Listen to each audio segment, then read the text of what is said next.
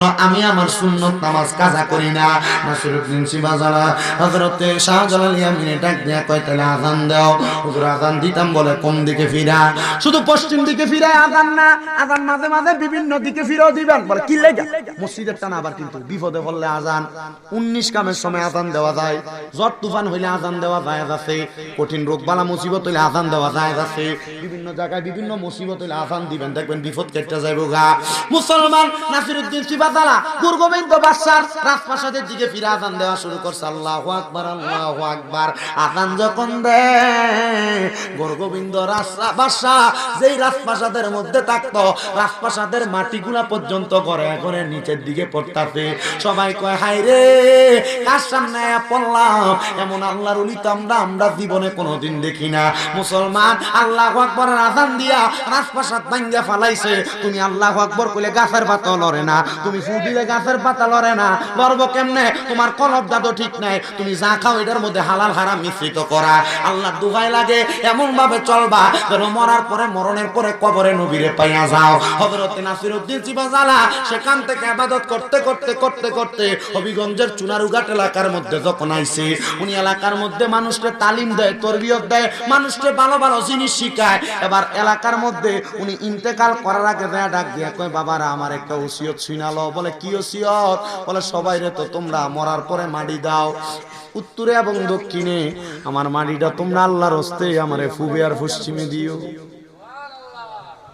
সুবহানাল্লাহ কন্না জোরে কন্না সুবহানাল্লাহ। সবাই রাজি হয়েছে, ঠিক আছে হুজুর আপনারা পূবে পশ্চিমে মাটি দেওয়া হবে। মাথা কোন দিকে? পশ্চিম দিকে। পা কোন দিকে? পূব দিকে। কিন্তু আমরা মাটি দিয়ে কোন দিকে ফিরে যা? উত্তর দক্ষিণ। পশ্চিম দিকে তো মুখটা ফিরে থাকেন না, কিন্তু মাথাটা থাকে কোন দিকে? উত্তর দিকে থাকে বাবা। নাসিরউদ্দিন সিবাজালা অল্প কিছুদিনের মধ্যে ইন্তেকাল। সোনাকান্দা দরবারে আলা হযরত পীর সাহেব হুজুর কেবলা যিনি পর্দা নিয়েছেন, ওনাদের মানুষ কেন ভক্ত জানেন?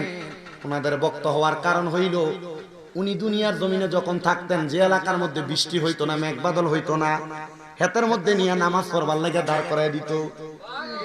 ইস্তেসকার নামাজ পড়তো, সালাম ফিরানোর আগে, দোয়া করবার আগে বৃষ্টি চলে আসতো।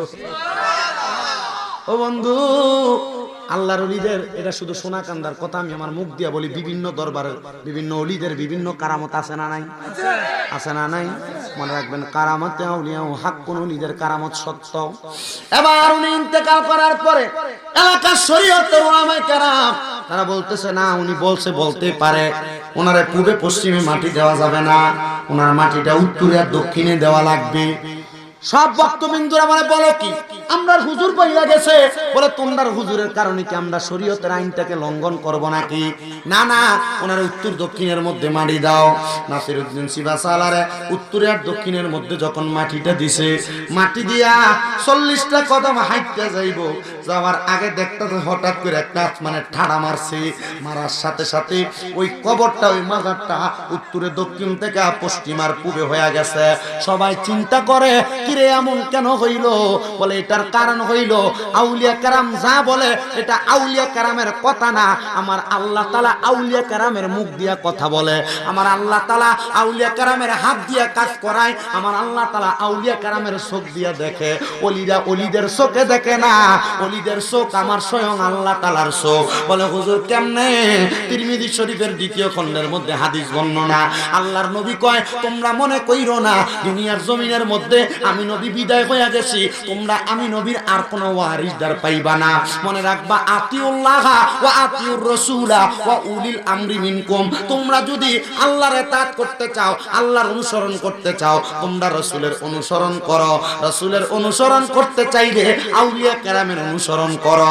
বলে হুজুর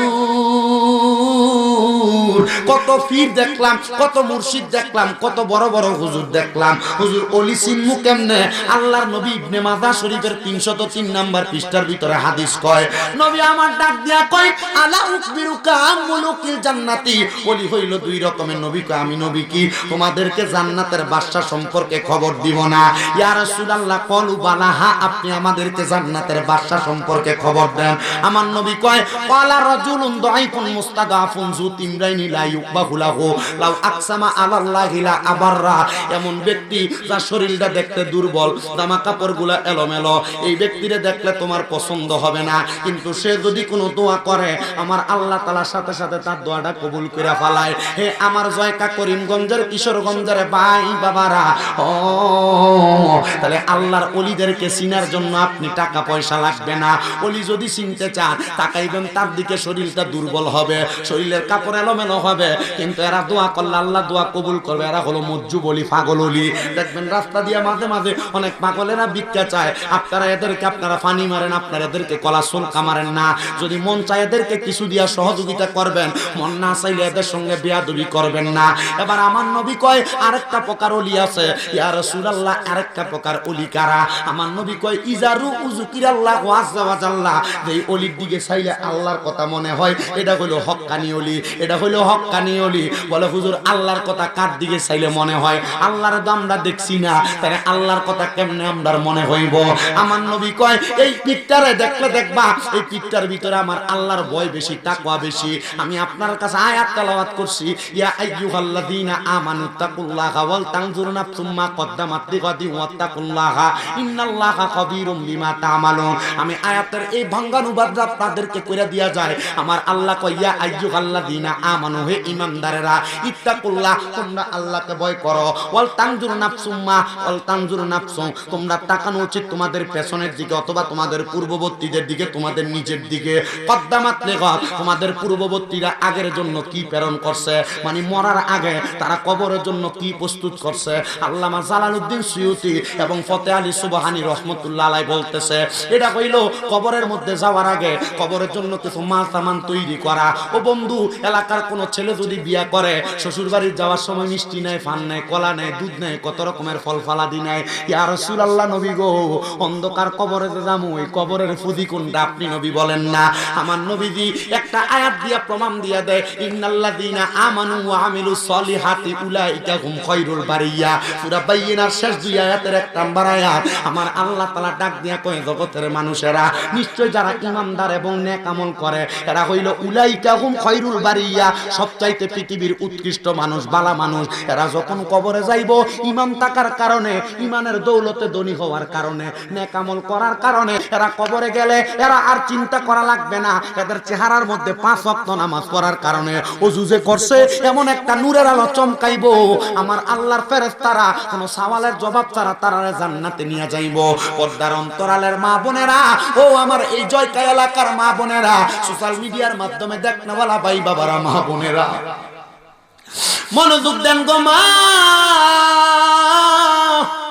আল্লাহর ইবাদতে আপনাদেরকে সবচাইতে বেশি দুর্বল পাওয়া যায়। আপনারা আল্লাহ তাআলার ইবাদত করতে চান না। আল্লাহ তাআলার ইবাদত যদি করেন, কবরে গেলে বড় শান্তিতে থাকবেন, আরামে থাকবেন। কিন্তু মা বোনেরা আল্লাহর ইবাদত থেকে বড় দূরে। কিন্তু মা বোনেরা স্বামীর সঙ্গে সাফাবাদিতে সোফা করতে বড় কাছে, কথা কোন না ঠিক কিনা?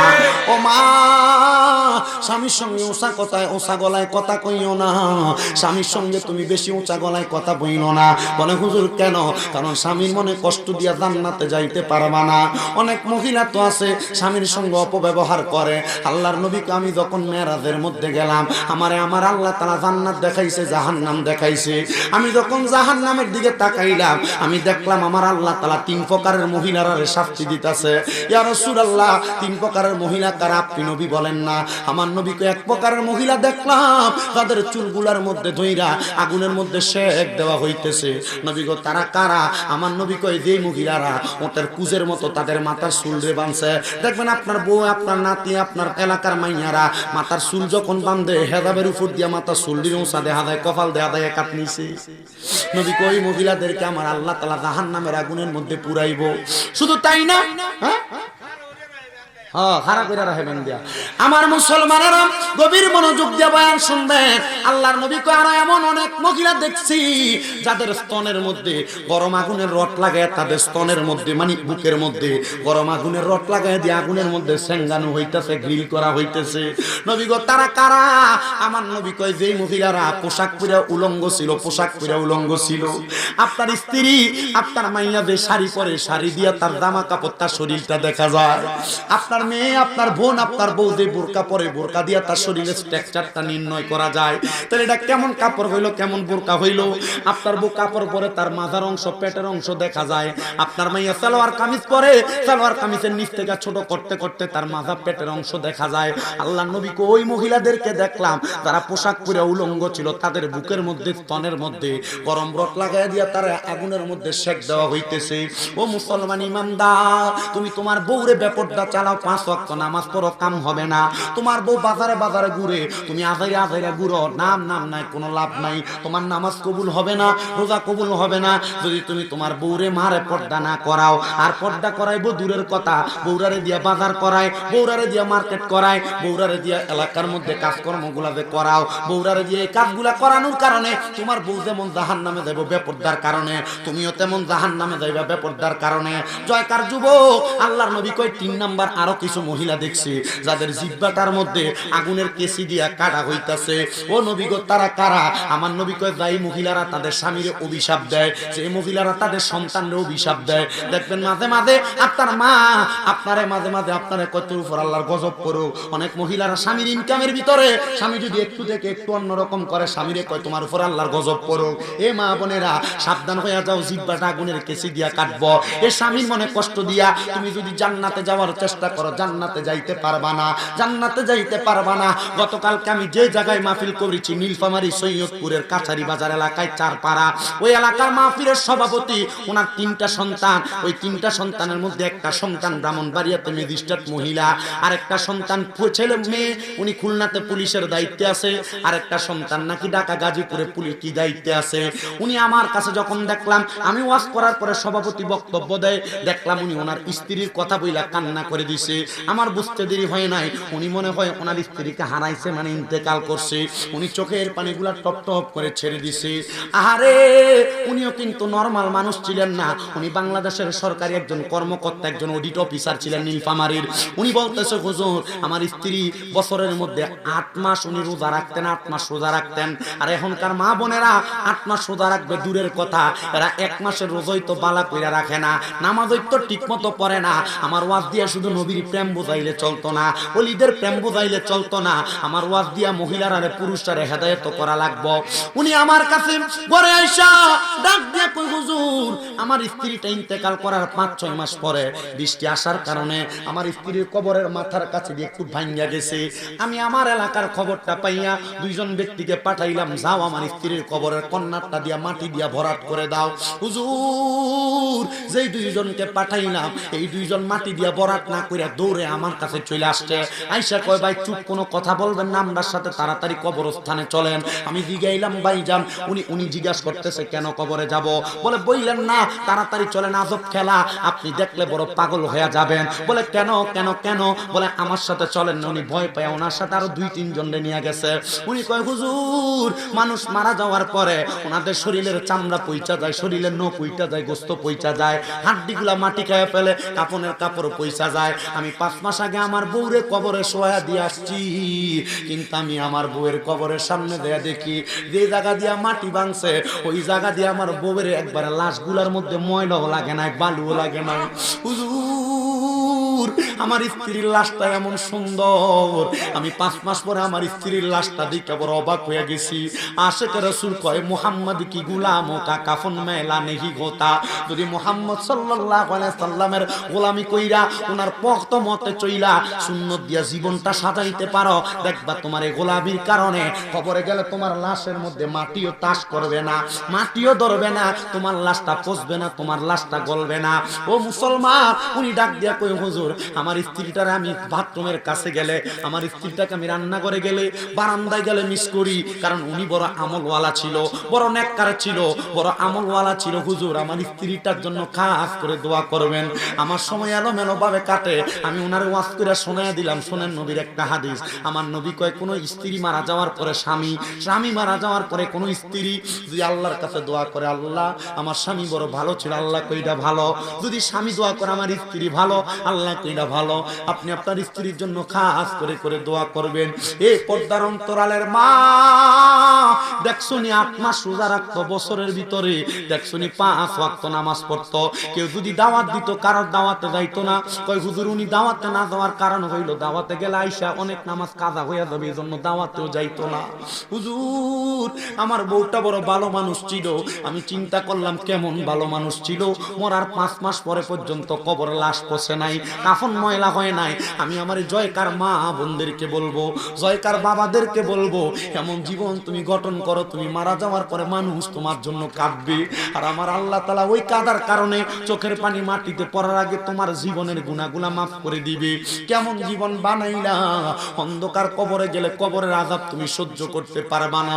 কেমন জীবন বানাইলা, অন্ধকার কবরের মধ্যে গেলে তুমি তোমার ওই কবরের আযাবটা সহ্য করতে পারবা না। হাইরে মরহুম আহাদ মেম্বার এত সুন্দর জান্নাতের বাগান সাজিয়ে দিয়ে গেছে, ওনার সন্তান ভাই বাতি যারা মাঝে মাঝে ফোন দিয়ে আমার কাছে গত বছর বলছে হুজুর দাওয়াত দিছিলাম সত্য কথা, কিন্তু হুজুর আপনারা তো আনতে পারতেছি না, উনি ইন্তেকাল করেছে। এই বছর দাওয়াত দিয়েছি হুজুর একটু আইসা ওনার জন্য দোয়া করবেন, এলাকাবাসীর জন্য দোয়া করবেন। আমি আল্লাহর কাছে দোয়া করি, আপনারা দোয়া করবেন এই জান্নাতের বাগান, প্রেমের বাগানটার উসিলায় আল্লাহ যেন মরহুম আহাদ মেম্বার সহ এলাকার প্রত্যেক কবরবাসীর কবর জান্নাতের বাগান বানিয়ে দেয়। কারণ আজকের মাহফিলে অনেক সন্তান বসেছেন যাদের জগতের মধ্যে মা নাই, অনেক সন্তান বসেছেন যাদের জগতের মধ্যে আব্বা নাই। এই সন্তানের দল আব্বা আম্মা বড় কষ্ট করে তোমারে মানুষ করছে, মাঝে মাঝে আব্বা আম্মার কবরের কাছে যাইবা।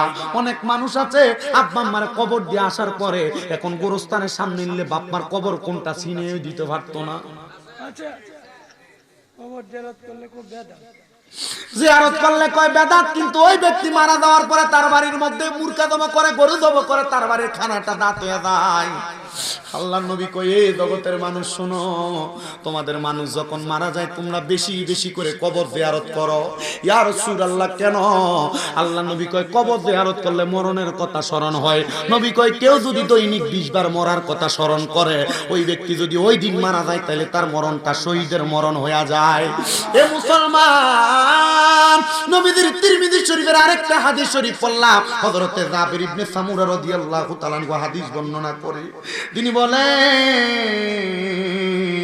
কোন সন্তান যদি জুমার নামাজ আদায় করার পরে শুক্রবারে আম্মা আব্বার কবরের সামনে দাঁড়াইয়া রব্বির হামহুমা কামা রব্বায়ানি সগীরা ওয়া রব্বির হামহুমা কামা রব্বায়ানি সগীরা বইলা কান্দে,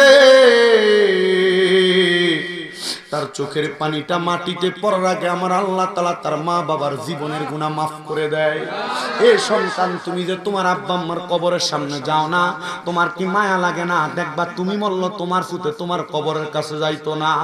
যদি তুমি তোমার আব্বা আম্মার কবরের সামনে যাও, যাওয়ার সময় ছোট ছোট বাচ্চাদের কবরের সামনে লইয়া যাইবা, এরা দেখতে দেখতে শিখবো, তাহলে তুমি মারা যাওয়ার পরে এরাও তোমারে নিয়ে দোয়া করবো। আমার মসজিদে যেখানে আমি জুমা পড়ে এখানের একজন সেক্রেটারি আমানুল্লাহ চৌধুরী, ওনারে মাঝে মাঝে দেখি উনি ওনার ছেলেরে নিয়ে তার মা বাবার কবর জিয়ারত করে। আমি জিজ্ঞাইলাম কারণ কি? কয় হুজুর আমার ফুতের হইলে আমি জিয়ারত করি, আমি মারলে আমার ফুতেও তার ফুতের হইলে করব। এটা রুসুমে শিখা হয়ে গেছে। কবর জিয়ারত করলে কবরবাসী কেমন খুশি হয় জানো? একটা সমুদ্রের মধ্যে কোনো মানুষ নৌকা নাই হাসুর করতেছে বাঁচার জন্য, হঠাৎ করে একটা নৌকা যায় যদি তার উদ্ধার করে আনে, এই ব্যক্তি এমন খুশি হয় কবরবাসীর কবরের সামনে যায় তার জন্য দোয়া করলে ওই কবরবাসী এমন খুশি হয়ে যায়। এ সন্তান আম্মা আব্বার কবরের সামনে যাও না, আমি তোমার কদমে হাত দিয়া বলবো আম্মা আব্বার জন্য বেশি বেশি করে দোয়া করবা। কিন্তু বর্তমান জামানায় অনেক সন্তান তাদের মা বাপরে বাদ দেয় না, তাদের মা বাপরে কষ্ট দেয়, ভাই ভাই ঝগড়া করে মা বাপরে জুদা করে দেয়, আলাদা করে দেয়। অনেক সন্তান বউয়ের কথা শুই না মা বাপরে দমক দিয়া কথা বলে, দেরে সন্তান তোর পাও আমার সামনে দে, আমি স্বামীন বেদা জিব্বা দিয়া তোর পাওটা পরিষ্কার করে দিমু। বলে হুজুর কেন? কারণ কিশোরগঞ্জের বড় আলেম দিয়ে ওয়াজ করাইবা, কিন্তু মা বাপরে বাদ দিতা না, মা বাপরে কষ্ট দিবা। আল্লাহর কসম এমন ওয়াজ করে কোনো তোমার লাভ নাই। বলে কেন? কেন? কারণ ওই আম্মা আব্বার মনে কষ্ট দিলে আমার আল্লাহ তো বেজার হইয়া যায়, ওয়াজ মাহফিল শুনে কি করবা? নামাজি তো আমার আল্লাহর কাছে কবুল হবে না। এ সন্তান কেউ যদি ওই মা বাপরে জুদা করে থাকো, মা বাপ আলাদা করে থাকো, আজকে ওয়াদা করো এখান থেকে বাড়িতে যাইবা, যে আমার পাটার মধ্যে ধরবা, আব্বার পা পাটার মধ্যে ধরবা, ধরে বলবা মা আল্লাহর রাস্তায় আমি সন্তানরে মাফ করে দেন, আব্বা জান আল্লাহর রাস্তে আমি সন্তানরে মাফ করে দেন। যতক্ষণ পর্যন্ত তোমার মা বাবা তোমারে বলছে তোমারে মাফ করে দিছি, ততক্ষণ পর্যন্ত মা বাবার পাও ছাড়বা না। বলে হুজুর মা বাবার পায়ে ধরলে শিরিক হবে, বেদাত হবে। আরে শিরিক বেদাত দূরের কথা বেটা, আল্লাহর নবী তো শিখিয়ে দেয় শুধু মা বাবার পায়ের মধ্যে ধরা না, মাঝে মাঝে সুযোগ পাইলে আম্মা আব্বার পায়ের মধ্যে চুমা দিবা চুমা। বলে হুজুর কেন? আল্লাহর নবী কয় মা বাবার পায়ে চুমা দিলে আল্লাহর জান্নাতের চৌকাঠে চুমা দেওয়ার সওয়াব পাওয়া যায়। এ সন্তান বলে হুজুর আমি কোনোদিন কোনো অন্যায় করি নাই, আমি কি আমার মা বাবার কাছে মাপ চাইবো? আমি বলবো হ্যাঁ সন্তান, আম্মা আব্বার পায়ের কাছে শুধু হইলে তোমার দাম কমবে না, তোমার সম্মান কমবে না, তুমি তোমার মা বাবার কদমের কাছে ছোট হইবা, আমার আল্লাহ সমস্ত জগতের কাছে তোমারে বড় বানিয়ে দিব। এ সন্তানের দলেরা ওয়াদা করবে এখান থেকে বাড়ির যে মা বাবার পাঁচ দিয়ে মাপ চাইবা। কিন্তু অনেকে চিন্তা করে হুজুর যাদের বাড়িতে মা আছে তার বাড়িতে যাইয়া মার পায়ে ধরে মাপ চাইবো, আমার তো মা নাই আমি কার পায়ে ধরে মাপ চাইবো? অনেকে চিন্তা করে হুজুর যাদের বাড়িতে আব্বা আছে তারা বাড়িতে যায় আব্বার পায়ে ধরে মাপ চাইবো, আমার তো আব্বা নাই আমি আমার আব্বার পায়ে ধরে কেমনে মাপ চাইবো? ঘরের ভিতরে গেলে আব্বার পুরান খাটটার দিকে চাইলে চোখের পানি বায়া বায়া পড়ে, ঘরের ভিতরে গেলে মায়ের পুরান কাপড়টার দিকে চাইলে চোখের পানিটি বায়া বায়া পড়ে। এ সন্তান তোমার আব্বা তোমার বড় কষ্ট করে মানুষ করছে, ওই আব্বার তুমি আর কোনোদিন কষ্ট দিও না। আব্বা জুতা পরতে পরতে জুতার তলাটা ঘা হয়ে গেছে, আব্বার পাওটা মাটির সাথে লাগতো, তবুও তোমার আব্বা তোমার শীতের দিনে নতুন জুতা কিনাই না দিত, ওই জুতাটা পরে খাটের মধ্যে তুমি ফুটে হাতটা বুইলা গেছো ছোটবেলার কথা।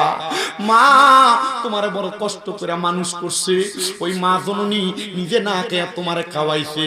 3 টুকরা মাছ যদি রান্না করতো দুপুর বেলা বাপেরটা খাইতো, তুমি তোমারটা খাইতা, কিন্তু মা মার মাছের টুকরাটা রাইখা দিত, আমার ফুতে রাত্রবেলা মজা করে খাইবো, মা জুলডি দিয়া ভাত খাইতো।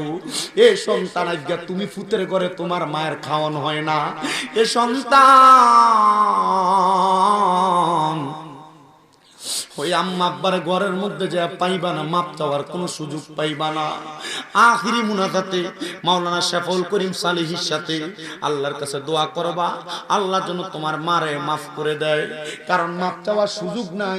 আল্লাহর নবী শিখিয়া দেয় আম্মা আব্বার জন্য রব্বির হামহুমা কামা রব্বায়ানি সগীরা বইলা কোন সন্তান যদি চোখের মনি কোঠার মধ্যে একটা মাছির মাথা পরিমাণ পানি ছাইরা দিয়া কান্দে, ওই সন্তানের পানিটা মাটিতে পড়ার আগে আমার আল্লাহ তার মা বাবার জীবনের গুনাহ মাফ করে দেয়। মাগো তোমার মতো লই না কেহ আমায় বুকে টানি, আদর করে মুছে না কেউ মা, আদর করে মুছে না কেউ আমার চোখের পানি। হায়রে মা জননী আমার, হায়রে মা জননী। হে যুবক, হে মুরব্বী বাবাজিরা, হে পর্দার অন্তরালের মা বোনেরা, আহাদ মেম্বারের পোলাপান গুলার দিকে তাকাইবা মাঝে মাঝে। আগে চেহারা যেমন সুন্দর ছিল এখন আর এমন লাগে না। কারণ কি? কারণ আব্বা নাই, এতিমের মতো চেহারাটা মুখটা গোমরা থাকে। এ সন্তান আব্বারে কি মিস করো না? আব্বার কথা কি তোমার মনে হয় না? আরে আব্বার ঘরের দিকে তাকাইলে তো আব্বার কথা মনে হয়। ওরে দরজাটা খুলতে খেয়ে যাই ধোকা, বাবা বুঝি বলছে এলে নাকি খোকা, বুকের ভিতরটা লড়ে চড়ে ওঠে, সবাই আছে শুধু বাবা নেই, শুধু বাবা নেই। ভালোবাসি তোমায় বাবা, বুকটা যে যায় ছিঁড়ে, তোমার কথা হৃদয় মাঝে পড়ছে বারে বারে। বাবা তুমি কেমন আছো ছোট মাটির ঘরে, তোমার কথা হৃদয় মাঝে পড়ছে বারে বারে।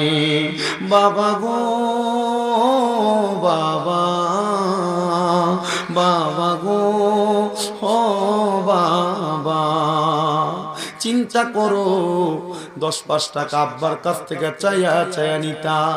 এখন তোমার বাবার বয়সী কত মুরব্বী বাবা দেখা যায় 100 টাকা আব্বারে হাত খরচের জন্য দিতে পারো না, দিবা কেমনে আব্বা জান অন্ধকার কবরে।